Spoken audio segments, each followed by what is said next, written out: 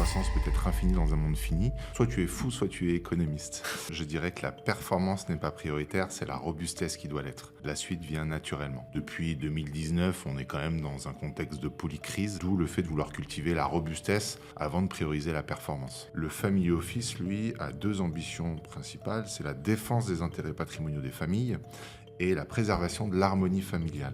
Et tant qu'on continuera d'opposer performance et durabilité, on sera totalement dans le faux. Tu sais, si tu avais l'opportunité d'investir 1 million d'euros en immobilier, sur quel type de produit est-ce que tu déciderais de l'allouer? Bonjour Simon. Bonjour Osama. Bon, on est ravis de t'accueillir aujourd'hui sur le podcast de Slice. Comment vas-tu? Très bien, merci pour l'invitation. Avec plaisir. Simon, tu es venu de Toulouse pour ce podcast parisien. Bon, ça va, pas trop dépaysé de quitter ta ville de prédilection? Non, ça va, bien dormi, Paris m'a bien accueilli, mais je serais content de retourner à la maison cette fin de journée. Super. Écoute Simon, pour démarrer ce podcast, je vais essayer de te présenter. Et puis après, on va dérouler sur tout un programme que j'ai préparé. J'ai beaucoup de questions en rapport avec tes domaines un peu d'expertise. Donc Simon, tu es entrepreneur toulousain, fondateur d'Origami, un family office qui a fait de l'économie sociale et solidaire son ADN. Tu défends la thèse que la finance peut être vraiment un levier d'impact. Tu es très impliqué dans le milieu associatif de la finance responsable avec le CFR, donc Collectif Finance Responsable, c'est bien ça? Parfait. Super. Et tu as également un module d'enseignement, finance responsable et climat. Autant dire que tu connais bien ton sujet. Tu disais en préparation de cet échange que pour Origami, ce que tu vises en termes de développement, c'est la taille optimale et non maximale. Avec un peu cette phrase de dire finalement la croissance n'est pas prioritaire, ce que je trouve intéressant parce que ça peut être une philosophie de développement d'entreprise un peu atypique dans ce monde assez capitaliste où les gens pensent beaucoup à la croissance. Finalement, tu appliques le principe de sobriété au sein de ton activité professionnelle, c'est ça? Je vais redéfinir, je dirais que la performance n'est pas prioritaire, c'est la robustesse qui doit l'être. La suite vient naturellement. D'accord. Donc la robustesse pour ton métier, par exemple, c'est l'expertise de conseil auprès de vos clients? C'est la capacité d'une entreprise à s'adapter dans un contexte fluctuant. Depuis 2019, on est quand même dans un contexte de polycrise, donc l'adaptabilité des entreprises, l'anticipation, c'est le cœur des enjeux pour des dirigeants d'entreprise et des dirigeantes. D'où le fait de vouloir cultiver la robustesse avant de prioriser la performance. Super, écoute, on va en parler plus amplement dans ce podcast qui finalement va beaucoup tourner autour de ces sujets. Tu disais que Origami est plutôt un family office qu'un conseiller en gestion de patrimoine. Est-ce que tu pourrais expliquer la différence entre les deux? Je vais essayer de l'expliquer. Je vais prendre, pour t'expliquer la différence, sur trois sujets différents. Le premier, c'est le modèle économique. On a un modèle économique lorsqu'on est conseiller en gestion de patrimoine qui est principalement lié à la rétrocommission et à la perception de frais sur les investissements que tu vas proposer à tes clients. Lorsque tu es family office, tu tends plutôt sur un modèle honoraire de conseil. Donc tu n'es pas rémunéré aux investissements proposés. Si jamais il t'arrive d'avoir des rémunérations sur les placements, charge à toi de les déduire ou de les remettre à tes clients pour rester sur quelque chose de plus impartial. Premier point.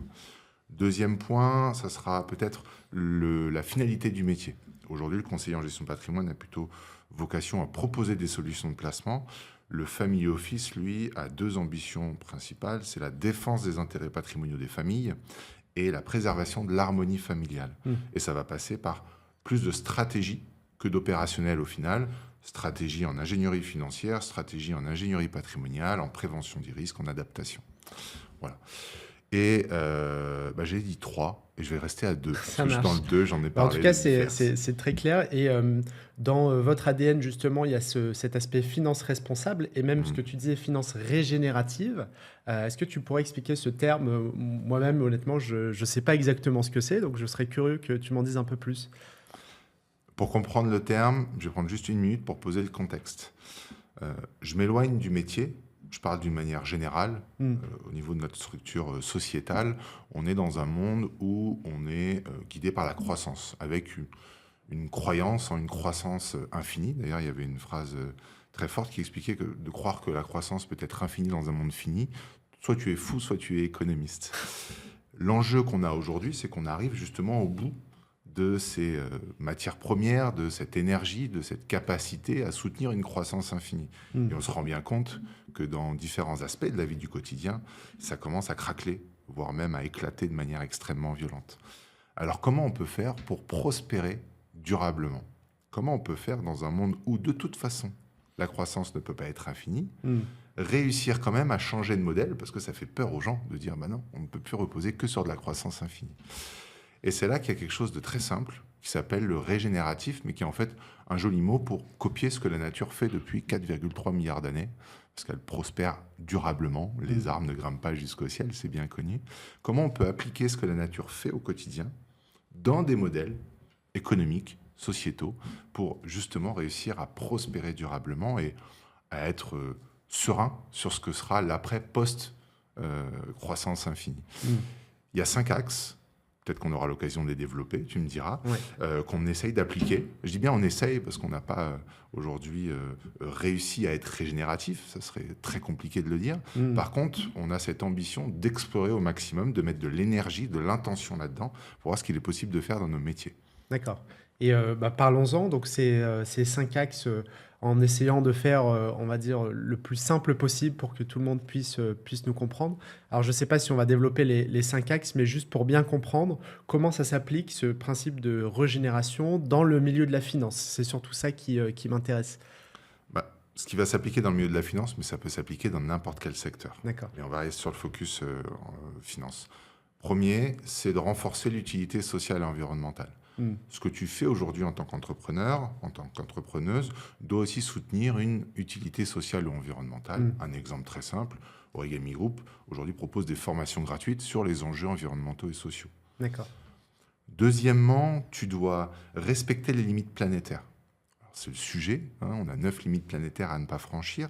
Comment dans ton activité, si tu veux justement prospérer dans le temps, tu réussis à adapter ton fonctionnement pour respecter ces limites planétaires.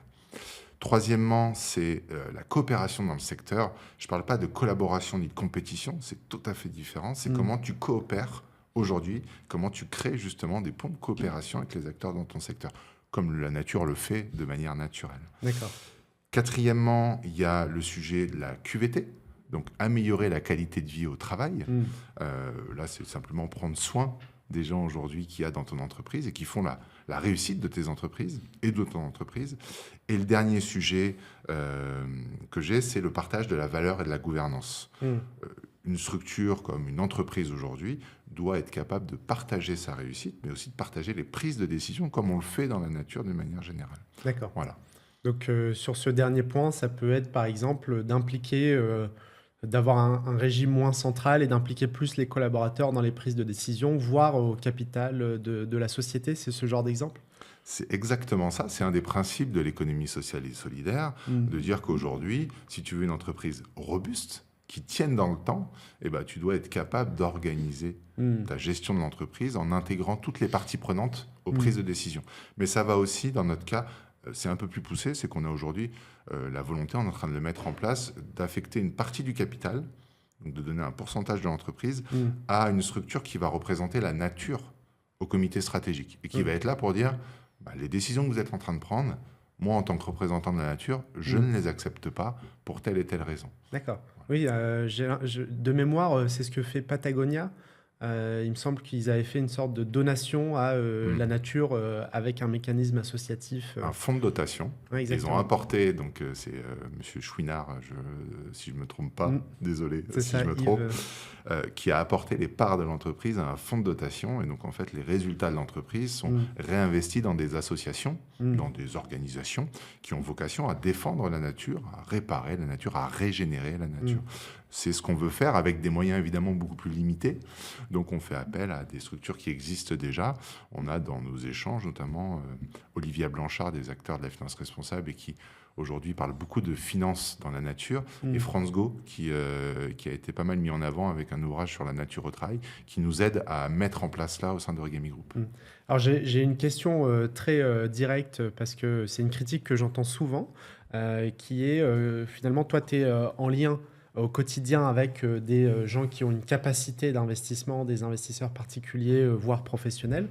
On dit souvent que finalement, investir dans l'impact, c'est rogner un peu de performance. Si on cherche des performances maximales ou les plus optimisées, elles ne sont pas forcément compatibles avec cette notion de responsabilité, d'environnement, de social.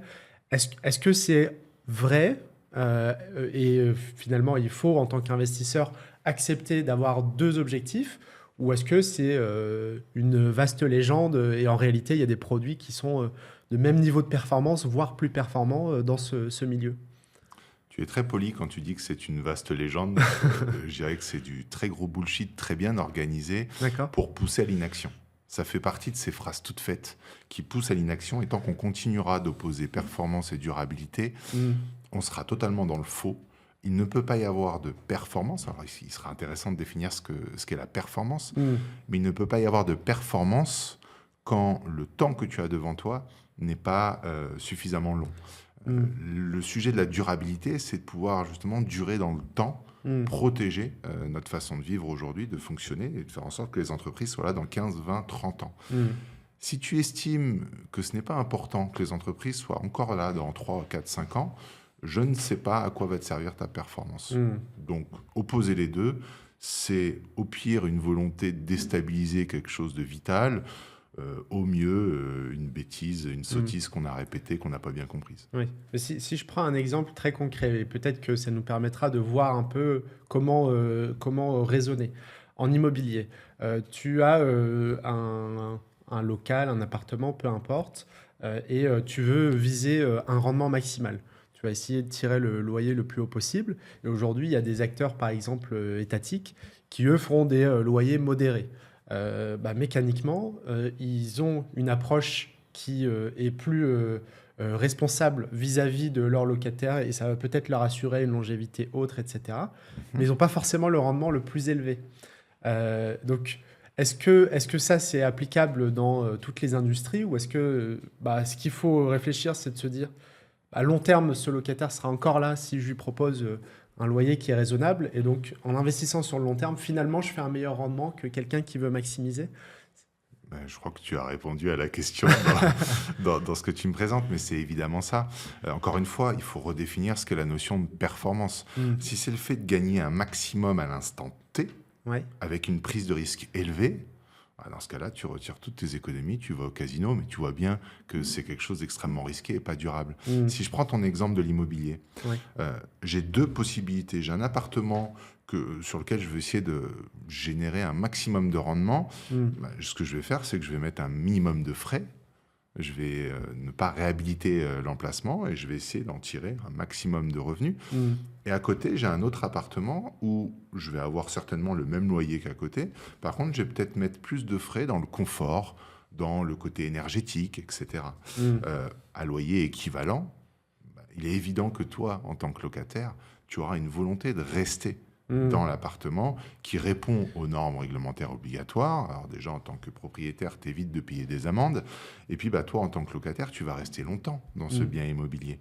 Alors que de l'autre côté, tu vas te retrouver à peut-être gagner plus sur quelques mois, mais tu vas gérer de l'aléa locatif, tu vas gérer du stress constant, tu vas gérer peut-être le paiement des amendes. Et à un moment ou à un autre, tu vas être obligé de payer.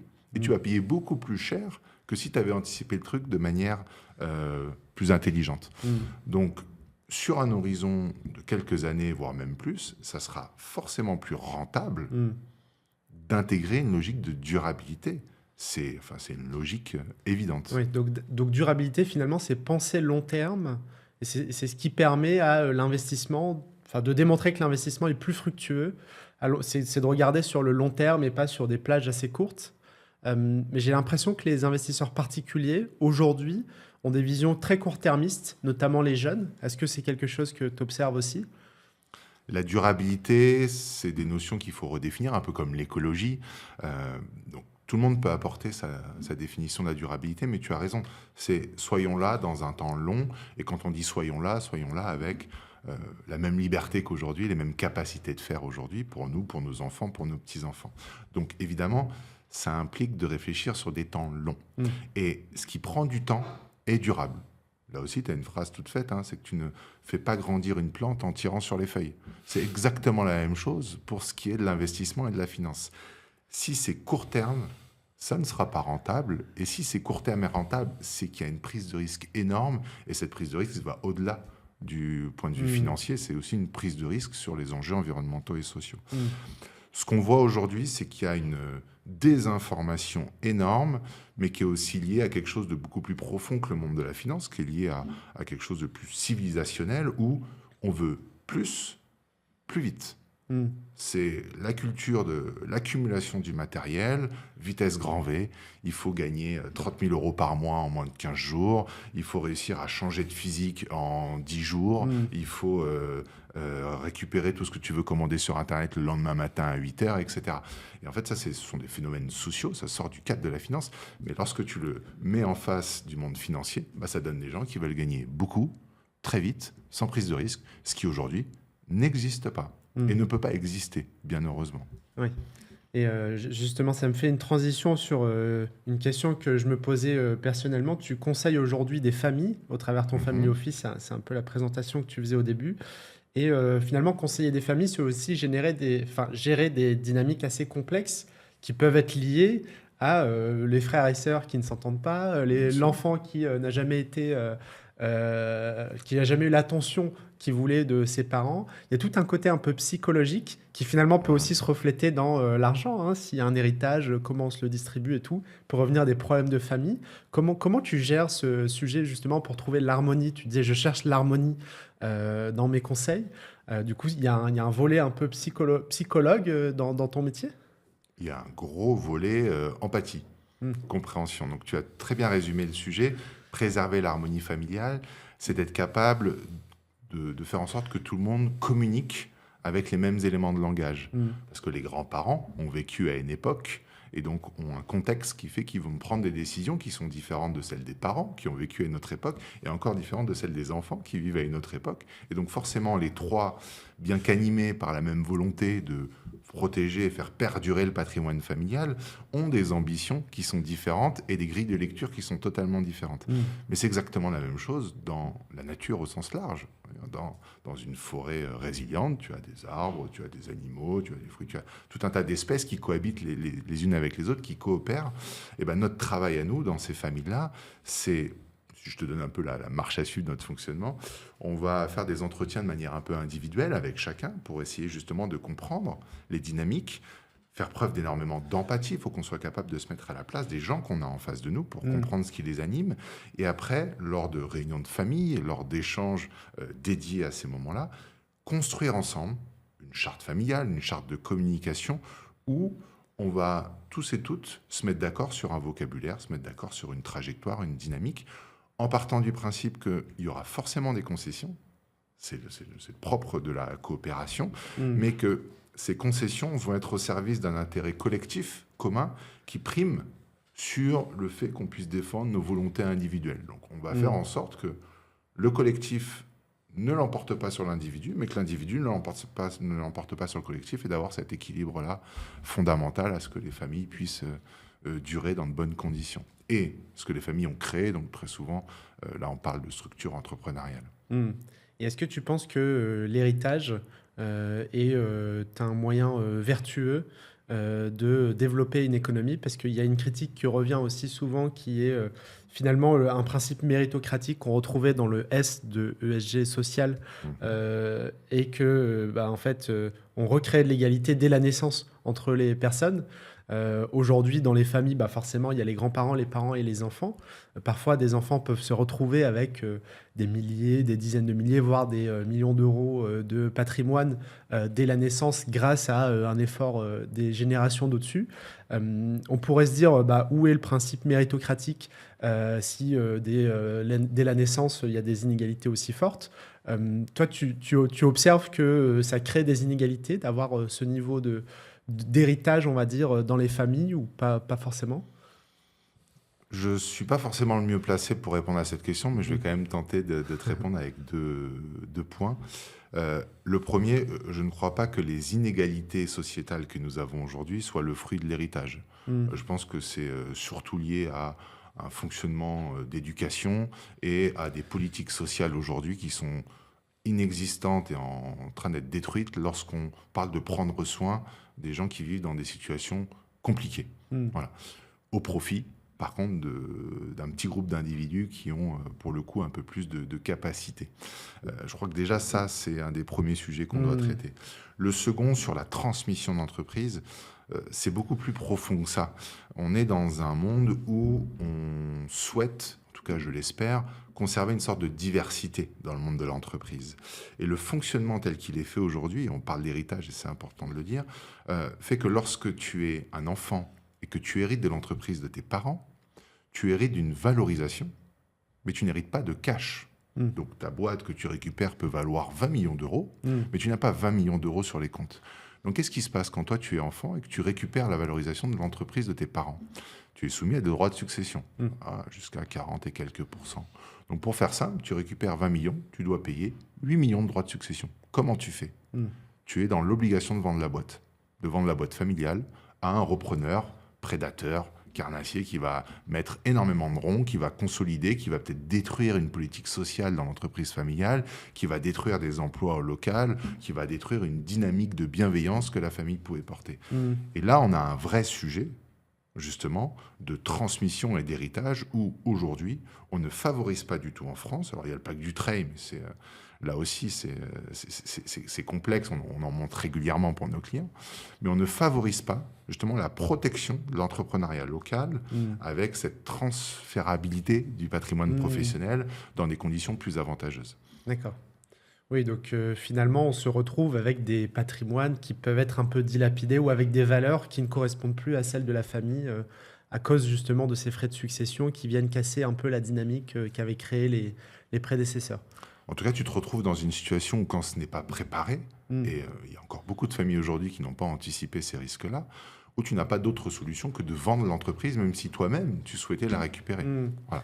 Et ça, c'est catastrophique. Ça enrichit des groupes industriels, services, peu importe, qui ont déjà une place dominante sur le marché. Et donc, je rejoins ta question en disant que ce fonctionnement-là peut contribuer à accélérer le déséquilibre. Ok, je comprends. Et une question qui me vient, on vit quand même dans un contexte, tu le disais au début, de polycrise, donc multitude de crises, crise permanente, on peut l'appeler comme on veut. Et dans les crises, ce qu'on observe dans le marché de l'épargnant, c'est qu'il a tendance à thésauriser son argent et se dire, je ne sais pas de quoi sera fait demain, donc je mets l'argent sous le matelas, si je simplifie. Oui. Comment toi tu arrives à finalement convaincre ou accompagner dans un contexte d'incertitude économique, de polycrise, de chahut permanent? Finalement, il y a énormément d'informations, les gens n'arrivent plus vraiment à se repérer. Comment vous sûr. faites pour donner une sorte d'orientation à tout ça? Comment on trouve une boussole dans un contexte très nuageux, du brouillard, on ne sait pas trop comment avancer? On en revient aux notions qu'on a vues au tout début de notre échange, qui sont des notions de robustesse. On a beaucoup de clients qui nous sollicitent, pas tant sur notre aspect durabilité, mais sur la qualité de notre expertise en ingénierie patrimoniale, juridique et fiscale. Et lorsqu'on les accompagne sur la stratégie d'investissement, on démarre toujours par la présentation d'une thèse d'investissement, qui est volontairement extrêmement vulgarisée. D'accord. Qui est de dire qu'aujourd'hui, si on veut investir sur du temps long, et c'est l'objet, il faut investir sur du temps long, les changements sociétaux vont prendre du temps, donc il faut donner la possibilité aux entreprises d'avoir ce temps de changer les règles du jeu. Si on veut investir sur du temps long, il faut qu'on investisse sur des entreprises qui, d'une part, vont être dans des secteurs essentiels, immobilier, alimentation, industrie, transport, etc. Et des entreprises où les dirigeants, les dirigeantes, les équipes ont anticipé le changement de règles du jeu. Et ça, très souvent, c'est lié aux entreprises qui ont justement intégré des notions de durabilité, qui ont compris qu'aujourd'hui, on doit faire plus, on doit faire au minimum autant, voire plus, avec moins de matière, moins d'énergie, et on doit aussi renforcer des éléments de solidarité dans les entreprises. Quand on est face à ce contexte-là, et qu'on fait aussi un peu d'histoire, et qu'on rappelle que la création de l'économie sociale est venue aussi de quelque chose de très proche de ce qu'on est en train de vivre aujourd'hui, on se rend compte que la seule boussole qui tienne vraiment le coup dans des contextes fluctuants, c'est celle de la durabilité et de la robustesse. Donc on va orienter cette thèse d'investissement sur comment nous, on source la donnée, comment on la vulgarise pour être capable de sélectionner les entreprises qui vont justement être dans le spectre qui a été défini au début. D'accord, je comprends. Et justement, ça me fait une bonne transition. Si tu devais investir ton propre argent, je vais poser ma question sur l'immobilier après, mais juste avant, si tu devais positionner ton argent sur un secteur où tu dis ici, il y a un besoin énorme de transition, c'est peut-être un secteur en retard, à la traîne, où est-ce que tu te positionnerais pour te dire, bah, là, je sais que j'aurai le plus gros impact possible dans ce secteur d'activité? Alors évidemment, la réponse que j'apporte, elle n'engage que moi, Oui, bien parce sûr. que la définition même de l'impact est propre à chacun. Mm. Donc si tu parles d'impact positif, pour moi, l'impact positif prioritaire est sur le social D'accord. et sur la capacité à prendre soin des gens, du vivant d'une manière générale. Mm. Donc j'irai sur des sujets plutôt solidaires, sur des sujets de prendre soin, sur des sujets de cohésion sociale, sur des sujets où on va inclure des personnes qui sont exclues aujourd'hui, sur des sujets d'accompagnement et sur des sujets de protection de la biodiversité. Ça serait, de mon point de vue en tout Ouais. cas, et ce que je fais aujourd'hui, ma priorité. Oui, parce Voilà. que c'est vrai que dans le ESG, donc environnement, social et gouvernance, il me semble, on a l'impression que le S est un peu le parent pauvre des actions menées sur ces dernières années. Pourquoi est-ce que le E a eu beaucoup plus d'élan d'initiative d'investissement que le S? Alors déjà, ça voudrait dire que les critères ESG sont des critères de durabilité. Je ne suis pas forcément d'accord avec Ah, ça, d'accord. mais je vais quand même répondre à la question, parce qu'au final, critères ESG, ok, mais après, on va se focus sur l'impact environnemental et l'impact social. Mm. Et dans la gouvernance, tu peux embarquer ça aussi bien dans l'impact environnemental que l'impact social. Ce qui plaît dans l'impact environnemental et ce qui plaît beaucoup dans l'environnement, c'est que c'est quelque chose de quantifiable, de mesurable. Certains expliquent ça comme une réponse d'ingénieur à des problèmes d'ingénieur. C'est-à-dire que le CO2, c'est une formule chimique, on peut suivre, on peut se dire, tiens, on a des réductions de CO2, etc. Et ça permet de ne pas trop remettre en cause notre fonctionnement actuel en se disant, bah, écoutez, aujourd'hui, on a un ennemi commun qui est le CO2. C'est vraiment la molécule du diable. Hein. C'est le CO2 qui est responsable de tous nos maux. Ça va bien aussi aux différentes politiques. Et combattons ensemble le CO2. On a un ennemi commun. Sauf que le réchauffement climatique, c'est quelque chose d'assez récent. Et que dans les maux que nous avons aujourd'hui en tant que civilisation, très peu de choses sont actuellement liées au réchauffement climatique. Ça va s'accélérer, évidemment. Mais lorsque tu parles de disparition des espèces, le réchauffement climatique, ce n'est pas du tout la première cause. La première cause, c'est la raréfaction des espaces de vie, parce que l'être humain colonise un petit peu partout où il va. Et puis quand tu parles de prendre soin, alors, il faudrait qu'on diminue le réchauffement climatique pour prendre soin des gens, etc.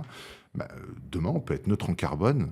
Si tu as toujours cette même volonté de compétition, ça ne changera pas la vie des enfants aujourd'hui qui sont harcelés sur Internet, ça ne changera pas la vie des salariés, des hommes, des femmes qui se lèvent des fois à 4 heures du matin et qui travaillent comme des acharnés pour 3 fois rien. Ça ne changera pas la vie des retraités qui ont bossé toute leur vie et qui se retrouvent avec un pouvoir d'achat extrêmement faible et des difficultés à pouvoir se nourrir. Même aujourd'hui, certains se retrouvent dans la rue. Ça ne changera strictement rien. Ça ne changera rien au conflit géopolitique qu'on a en ce moment. Très bien, la Russie détruira l'Ukraine avec des bombes net carbone, c'est parfait, ça fera plaisir, mais ça ne changera absolument rien à la dynamique de destruction qu'on a aujourd'hui. Et donc, sur des sujets de durabilité, atteindre la neutralité carbone aujourd'hui est un enjeu pour ce qui va arriver. C'est une des priorités, mais à mon avis, le réchauffement climatique, ce n'est pas la cause, c'est une des conséquences de notre mode de vie qui doit être, pour le coup, la priorité. Et le fait de prendre soin. D'accord. Et on a l'impression que finalement, la partie sociale est quand même plus difficile, parce que c'est des gens, c'est peut-être moins quantifiable, comme tu le disais, que l'environnement. On en attend aussi beaucoup des politiques, hein, j'ai l'impression, sur cet aspect, en disant bah, il faut prendre des initiatives qui viennent de haut et moins dans la société civile. Je me demande dans quelle mesure une entreprise peut s'emparer du sujet social. Tu le disais, vous faites par exemple des formations gratuites pour former à l'environnement, c'est ça? Est-ce On- est-ce on- que tu as je- vu d'autres initiatives, par exemple avec le collectif Finance Responsable, est-ce que vous avez eu des initiatives ou vu des initiatives qu'une entreprise pourrait s'emparer et utiliser à sa propre sauce? on parle un peu d'actions Ouais, qui sont réalisables pour exactement. l'entreprise. Euh, En fait, pourquoi ces actions doivent être portées par des entreprises? Je l'expliquais au démarrage, nous, on a une croyance forte sur il faut à tout prix protéger la diversité. Hmm. Dans la nature, ce qui fait justement la bonne réussite d'une forêt, ce qui fait qu'une forêt est résiliente, luxuriante, c'est une phrase de Julia Forêt, c'est parce qu'il y a une richesse d'espèces différentes. C'est pas 3 arbres avec des troncs de 15 km de large qui font une forêt riche et luxuriante. Non, c'est que tu as une multitude d'espèces qui coopèrent ensemble. Hmm. C'est exactement la même chose dans les entreprises. Donc, quand je parle de croissance, qui n'est pas la priorité, je ne pense pas qu'aujourd'hui nos problématiques soient résolues par le fait d'avoir des entreprises qui sont les plus grosses possibles. On est Hmm. encore dans cette volonté de compétition, d'être le plus gros, d'avoir besoin, encore une fois, d'être plus fort que le voisin. Donc, on a besoin d'une multitude d'entreprises qui soient capables de faire des petites actions locales, fonctionnement en local, Hmm. en coopérant. Hmm. Sur les actions sociales, il y en a des très simples aujourd'hui. La semaine de 4 jours, la réduction du temps de travail, ça c'est quelque chose de toute façon qui va progressivement se mettre en place. Parce que je rappelle que dans les années 1890-1900, on bossait, je crois, de mémoire 55-60 heures par semaine. Hmm. Il y a des réductions du temps de travail. On est passé de 60 heures à 50-49 heures, à 35 heures. Hmm. Là, on parle de 32 heures. Il y a le congé menstruel qu'on a mis en place et qui fonctionne extrêmement bien aussi sur des principes d'équité. Hmm. Il y a les animaux au travail qui apportent beaucoup de bien-être aux collaborateurs. Il y a le sujet de passer du temps avec des associations. Je ne parle pas de donner de l'argent, Hmm. c'est tout aussi important, mais passer du temps, aller organiser 1 ou 2 journées par an avec les équipes pour prendre soin d'autres. Voilà, ça c'est facilement, c'est facile à mettre en place, pardon pour la petite faute d'orthographe, et ça crée de la robustesse dans l'entreprise. Hmm. Ça crée du bien-être au niveau des collaborateurs, parce que les collaborateurs attendent ça, et que ça plaise ou non à certains dirigeants et dirigeantes, quand tu es seul et que tu n'as pas d'équipe, tu peux avoir la meilleure idée du monde, tu ne feras rien. La richesse de ton entreprise, c'est la richesse des hommes et des femmes qui la composent, et de leur capacité justement à être robuste dans le temps. Super, bah écoute, je vois que le temps file un petit peu. Je vais te poser 2, 3 dernières questions. Avec On va plaisir. essayer d'être rapide là-dessus. Si je te pose la question que je pose à tous mes invités, si tu avais l'opportunité d'investir 1 million d'euros en immobilier, sur quel type de produit est-ce que tu déciderais de l'allouer? Alors là aussi, j'ai parlé de mon expérience personnelle. Ouais. Je ne ferai pas de locatif en direct. Alors, c'est pas pour mettre en avant les parts de SCPI, mais la gestion du locatif en direct est pour moi aujourd'hui extrêmement chronophage, et l'ensemble des obligations font que ça devient des sujets de moins en moins intéressants au niveau patrimonial. Donc sur du résidentiel En direct. Acheter voilà. un appartement en direct, D'accord. je ne le ferai pas aujourd'hui. Mm. Et puis parce que j'ai pas envie de m'occuper de tout ce que ça Oui. amène comme souci de gestion, aller à locatif, etc. Mm. Je veux gagner du temps pour moi, ma famille et de la sérénité. Mm. Donc je ferai un mix entre SCPI et Club Deal D'accord. sur, on va dire, le véhicule. Et après, j'en reviens à ce que je t'expliquais tout à l'heure. Même, je rajouterai une diversification des thématiques, ce que nous permet justement le fait de pouvoir investir sur ces véhicules-là, avec des thématiques qui vont être indispensables pour demain, sur la ville du quart d'heure, donc des thématiques de logistique, comment on fait pour acheminer des choses au cœur des villes, sur des thématiques santé, sur des thématiques entrepôt, des choses comme ça. Et puis évidemment, je ferai en sorte que tous les projets qui sont financés ou tous les biens immobiliers qui sont suivis aient intégré dans leur anticipation des logiques de durabilité. Pour la sélection des biens immobiliers, je ne sélectionnerai que des biens qui ont anticipé les enjeux environnementaux et sociaux, et donc qui ont intégré des critères de durabilité, que ce soit des critères environnementaux ou sociaux. D'accord. Très bien, très clair. Merci pour cette réponse. Et peut-être une question pour terminer. On a parlé de beaucoup de choses, mais plus globalement, est-ce que toi, tu es enthousiaste sur l'avenir? Très enthousiaste sur l'avenir. On a plein de signaux aujourd'hui qui nous montrent que le monde tel que je l'ai décrit un petit peu, avec cette logique de compétition internationale, de maximisation de l'instinct prédateur, est en train d'arriver à son terme. Je pense qu'on va passer par au moins une vingtaine d'années d'enchaînement de crises. Il y a pas mal de gens assez calés sur le sujet, en tout cas bien plus calés que moi sur le sujet, qui en parlent. Ouais. Et après, Vingtaine d'années, mais on est déjà dedans. C'est 20 années. ouais, je dirais encore une bonne vingtaine Ah d'années, oui? oui, D'accord. d'enchaînement de polycrises, mais qui vont permettre, comme dans toutes les crises qu'a pu traverser l'humanité, même si on est une espèce très jeune, de mettre en avant des choses comme la coopération et la solidarité. Et on va avoir la possibilité, justement, et on a déjà la possibilité de commencer à réinventer les règles de demain. Et c'est sur ces points-là où je suis très enthousiaste. Je suis anxieux sur la capacité de l'être humain à affronter ses échecs et à être OK avec le fait de se dire j'ai peut-être pas été irréprochable ces dernières années, mais c'est pas grave, je ne savais pas, maintenant je vais m'atteler à ce que ma façon de faire soit un peu plus durable.